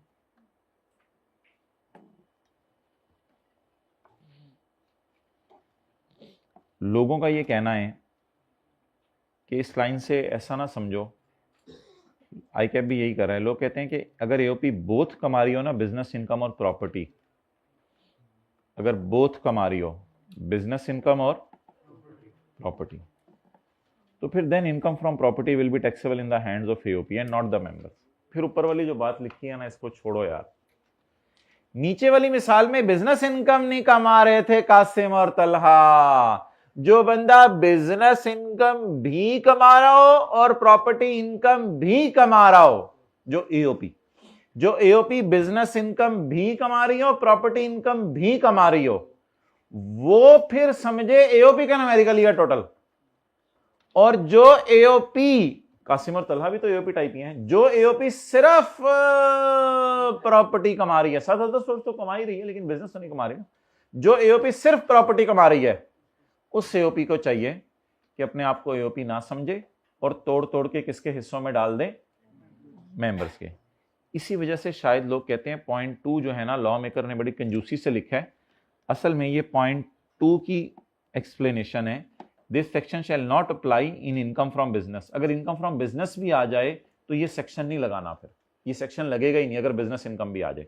देखें, तलहा और कासिम वाले में बिजनेस इनकम नहीं आई थी लेकिन इधर आ गई, इसलिए लोगों की राय है कि ये पॉइंट 2 निहायत बुरे तरीके से ड्राफ्ट हुआ है, इसकी अंग्रेजी बिल्कुल सही नहीं है। तो पॉइंट 2 को जरा नीचे जाके पढ़ें, तब अंग्रेजी समझ आती है। और आईकेप भी इसी तरह करता है और मार्केट में भी इसी तरह चल रहा है। जो एओपीज बिजनेस इनकम भी कमा रही हैं और प्रॉपर्टी भी कमा रही हैं, उनको एओपीज ही समझा जाता है। क्लियर? अब कब क्या करना है, कब क्या करना है, वो मैं इंशाल्लाह एक डायग्राम बना के आपको अभी या अगली क्लास में लिखवा दूंगा। फिलहाल आप इस बात को इग्नोर करें कि ऐसी कोई बात हमने पढ़ी है। फिलहाल आप ऐसा करें, मेरे कहने पे इसको किसका न्यूमेरिकल समझ लें, एओपी का। एक्सीलेंट, ये लफ्ज आपके मुंह से बिल्कुल अच्छा निकला है। इसको किसका न्यूमेरिकल समझ लें भाई, एओपी का न्यूमेरिकल आके सॉल्व करें। अच्छा यार, एओपी के न्यूमेरिकल सॉल्व करने से पहले लॉसेज के चैप्टर में हम ये चीज़ पढ़ेंगे, जैसे संडे की क्लास में हमने पढ़ा था जो 2.25 घंटे की हुई थी। लॉसेज के चैप्टर में हम पढ़ेंगे कि अगर प्रॉपर्टी के हेड में प्रॉफिट आ रहा हो और बिजनेस के हेड में लॉस आ रहा हो, तो इन दोनों को माइनस करने की आपस में इजाजत है, इन दोनों को माइनस करने की इजाजत है। लेकिन ये बड़ी डिटेल में बातें हैं क्योंकि अजीब अजीब बातें उस चैप्टर में लिखी हुई हैं। लॉसेज के चैप्टर में लिखा होगा प्रॉपर्टी में प्रॉफिट आ रहा हो, कैपिटल गेन में लॉस आ रहा हो, उनको माइनस नहीं कर सकते। पता नहीं अब वो बातें क्या हैं, अभी हमने पढ़ी नहीं। लेकिन चलें फिलहाल मेरे पे एतमाद कर लें, प्लस वालों को ऐड कर दें, माइनस वालों को लेस कर दें, जैसे हमने संडे की क्लास में किया था। तो मैंने लॉसेज का चैप्टर पढ़ा नहीं हुआ, लेकिन क्या करेंगे, न्यूमेरिकल भी साथ साथ फारिग करने हैं, तो प्लस वालों को प्लस कर दें, फिलहाल माइनस वालों को माइनस कर दें। और करा भी सही रहा हूं, आने वाले दिनों में भी यही करना है। लेकिन लॉसेज का चैप्टर पढ़ के जब आप ये चीज देखेंगे, आप कहेंगे ओ गाय गाय इंग्लिश वाला मैं बोलता हूं हमेशा, please do not misinterpret it.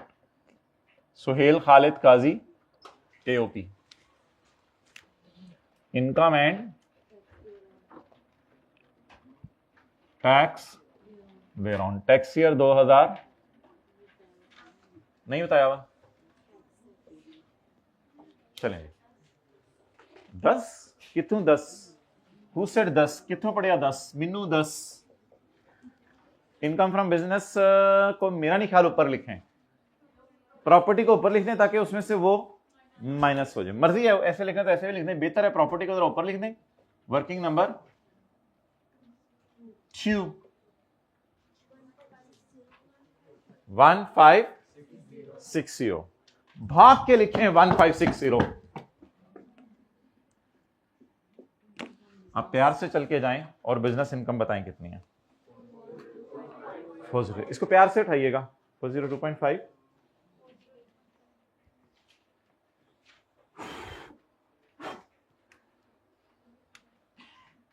40। घर में भी कभी कभी इस तरह की अजीब हरकतें किया करें।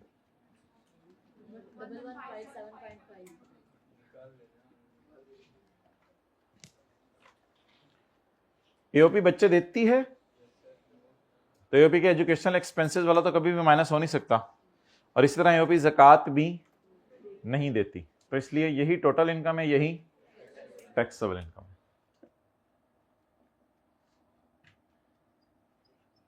अगर एक एओपी दूसरी एओपी से शादी कर ले तो एओपियां पैदा हो जाएं, बोंगियां। टैक्स लगाएं।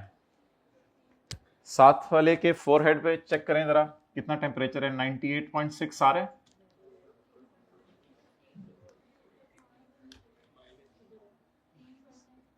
जी। ऑफ 55 बोलें तो 8365 ज्यादा नहीं हो गया? 8365 इनकम से भी ज्यादा हो गया है,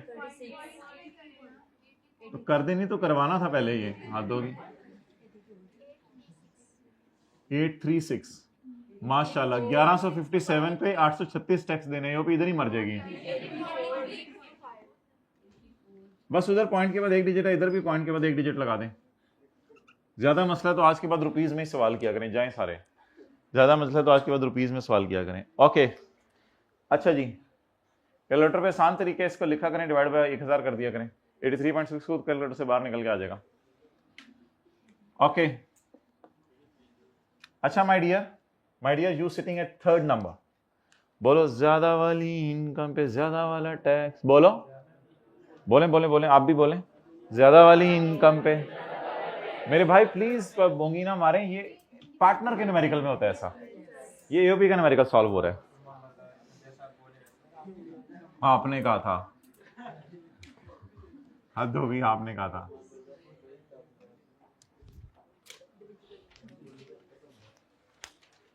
अब एओपी का न्यूमेरिकल सॉल्व हो गया। अब किसका न्यूमेरिकल सॉल्व करना है? पार्टनर का। इससे पहले क्या करें? Divisible income. इधर क्यों आया हूं मैं रशीद? चलने की आदत पड़ गई है शायद। 1 total. Suhail, Khalid, Qazi, salary 600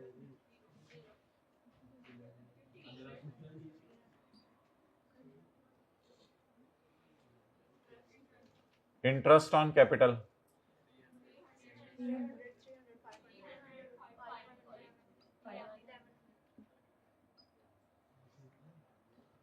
profit share. Balancing निकालें। बिल्कुल गलत बोल रहे हैं। 1442.5 जी नेगेटिव, तो नेगेटिव मैंने बोलना था।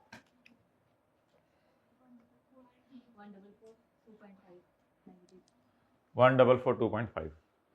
So is it a profit share today or is it a loss share today? It's like a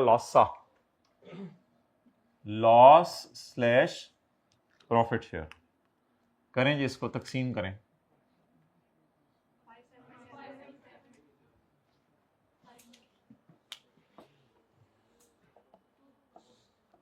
Suhail 2, Khalid 2, Qazi 1। Calculator पे इसके साथ लगाएं 2/5 577। फिर इसके साथ दोबारा लगाएं 2/5, फिर लगाएं 1/5। इसको फिर ऐसे करने की जरूरत नहीं थी खालिद और काजी को, क्योंकि उसका आगे न्यूमेरिकली सॉल्व नहीं करना।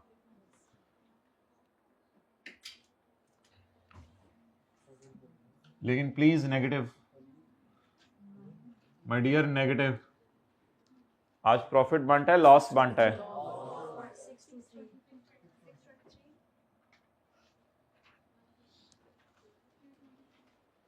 आगे फिगर्स का चार्ट डालना है लसूड़े का। आप किसका न्यूमेरिकल सॉल्व करें? सोहेल का। सोहेल आई मिस्टर सुहेल, सोहेल जरा तू लेट जा, हम न्यूमेरिकल सॉल्व करते हैं, तू रिलैक्स कर जरा। Income and tax there on tax year blah blah blah blah blah. Income from, खुद भी तूने कुछ किया इस साल या बोंगियां ही मारता रहे? Oh Suhail done 8 lakh from another business. Another business कौन सा है इसका? एन अदर बिजनेस मरुंडे ले लो, व्हीट एंड राइस का तो नहीं है कम से कम। मरुंडे, फिर गरम अंडे, अंडे, तो 8 लाख इसने अल्हम्दुलिल्लाह अंडों से कमा लिया, जिसमें वो अकेला ही है। Is it rice and wheat और इज इट अंडे एंड मोरांडो? मोरांडो। इनकम फ्रॉम बिजनेस कौन सी वाली? अपनी वाली। कितनी? 8 लाख।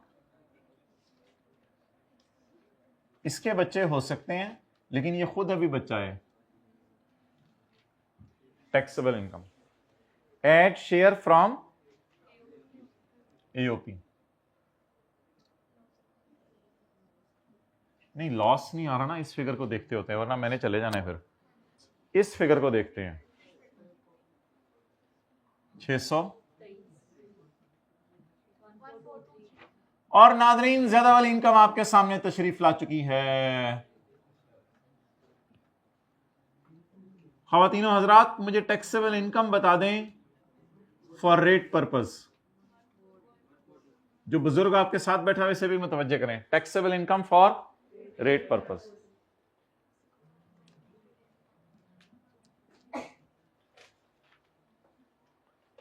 मैं इधर लिख रहा था taxable income for rate purpose और एक भाई की आंखें यहां थी। आई डोंट नो व्हाई उसकी आंखें यहां थी। बस 8 लाख उठा के लेके जाना था और 8 लाख मैं यहां ले आया हूं। इसके बाद जो आंखें वहां जाएंगी उसका दिल भी वहीं रह जाएगा। हमें तो आंखें और दिल यहां चाहिए इस वक्त जी। 14,23,000 पर चैप्टर 4 में टैक्स निकालें। जिन्होंने कस्में खाई हुई चैप्टर 4 ना खोलने की वो भी आज जरा चैप्टर 4 खोलें और देखें जरा जाके। एक टेबल होता था एक जगह बना हुआ, कर लें आप भी, तोड़ दें कसम, ये कर लें। अच्छा इसका जी 90,000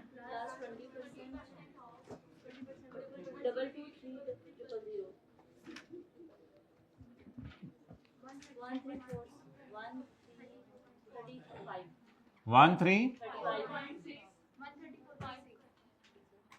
कर दें कोई नहीं। पॉइंट के बाद एक डिजिट पहले यूज करें तो भी कर लें, कर सकते हैं वैसे कोई मसला नहीं।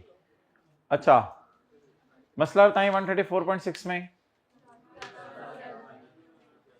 मैं मसला कह रहा हूं आप लोग जो है उसका नाम बता रहे हैं।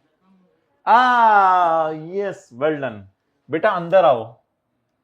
हर वक्त बाहर ही बैठे रहते हो, तुम्हें सेट सुट करके भेजने। चलिए अम्मी मुझे सेट करें। अब्बू अभी तक मुझे सेट नहीं कर। अच्छा 134.6 अस्तगफिरुल्लाह डिवाइडेड बाय ज़रब 75.6 लड़ लें। After class you can have a curling. ये जो नया जनरेटर लगना है इसके पास टायरों के पास खड़े होके you can have a nice fight. Tyre बहुत ही बाहर आ गए हैं उसके।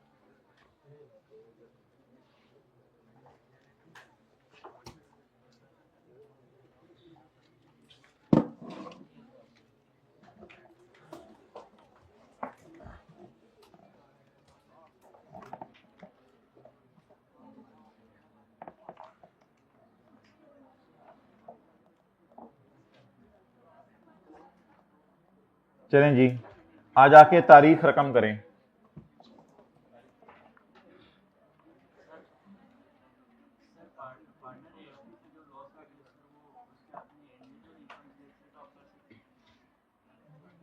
क्या आता है?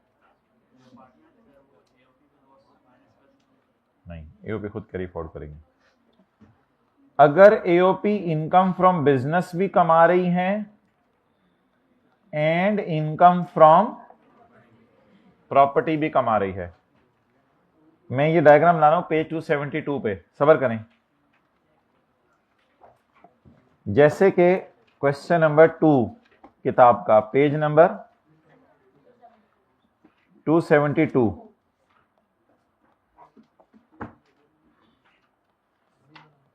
तो consider income from property as income of AOP, फिर इसको एओपी की इनकम समझ लें। लेकिन अगर एओपी इनकम फ्रॉम प्रॉपर्टी कमा रही है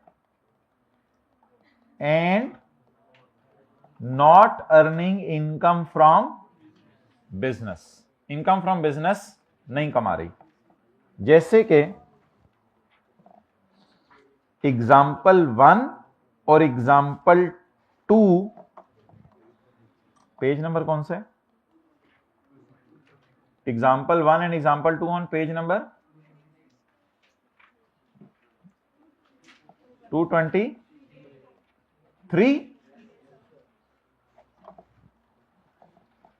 जैसे कि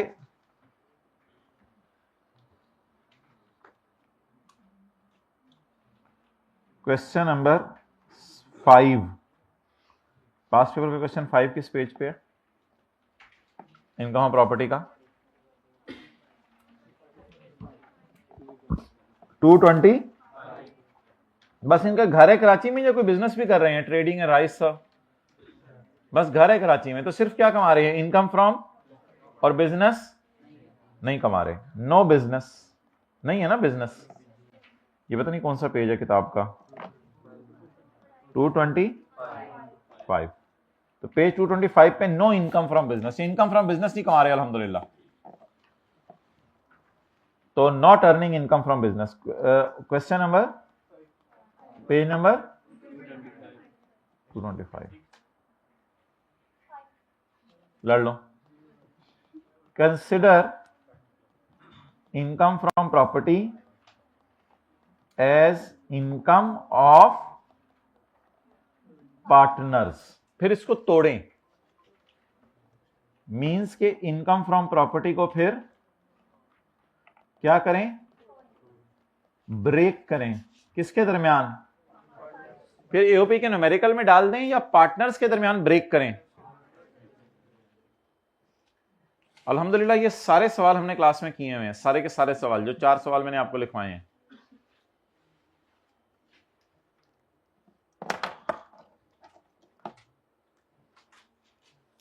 अगर कौन क्या करे तो क्या होगा और कौन क्या करे तो क्या होगा, अगर एओपी बिजनेस इनकम और प्रॉपर्टी इनकम दोनों कमा रही हो, तो फिर उसकी प्रॉपर्टी इनकम को बिजनेस इनकम में ही डाल दें और एओपी को न्यूमेरिकली सॉल्व करें, जैसे आज किया। पार्टनर्स के हाथों में ना लेके जाएं। आज हमने तो ऐसा तो नहीं किया था कि पार्टनर के हाथों में सुहेल का न्यूमेरिकल सॉल्व करते हुए प्रॉपर्टी लेके गए थे, नहीं। और इसी तरह अगर एओपी प्रॉपर्टी इनकम कमा रही है लेकिन बिजनेस इनकम नहीं कमा रही, तो फिर ऐसा करेंगे। तो आज आपने एक तारीख रकम कर दी है।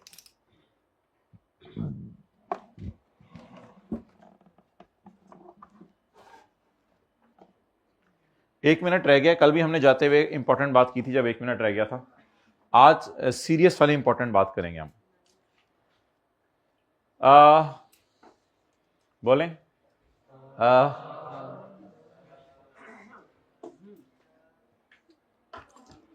कुछ बोंगे बोंगी मारते हैं, इस तरह का साहब ना बोला करें, घरों में अच्छा नहीं होता। मैं तो नहीं, अल्लाह का शुक्र बोलता, ये आप लोग भी घर में ना बोला करें। हम बड़े हो गए अंदर आपस में कह रहे हैं कुछ बोंगे, कॉन्सेप्ट बिल्डिंग के लिए कह रहे हैं, कुछ बोंगे बोंगी मारते हैं। वो सुहेल के न्यूमेरिकल में 900 को पकड़ के इनकम फ्रॉम सैलरी बना देते हैं उसकी। मुझे ना रोकते तो मैंने भी बना देनी थी।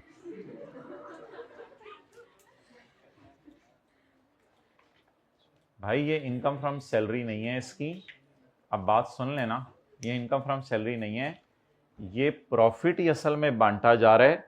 वो बस ज्यादा बैठ रहा था, इस वजह से उसको सैलरी दी जा रही है, लेकिन ये पार्टनर है बिजनेस का, ये सैलरी नहीं है, ये सैलरी इन्होंने नाम रखे हुए हैं। इसी तरह इसीलिए तो हमने कह दिया था ये खर्चा भी नहीं है बिजनेस का। हमने देखें इसको उल्टा दिया था, हमने तो इसको सैलरी माना ही नहीं, पहले दिन से ही नहीं हम इसको सैलरी मान रहे।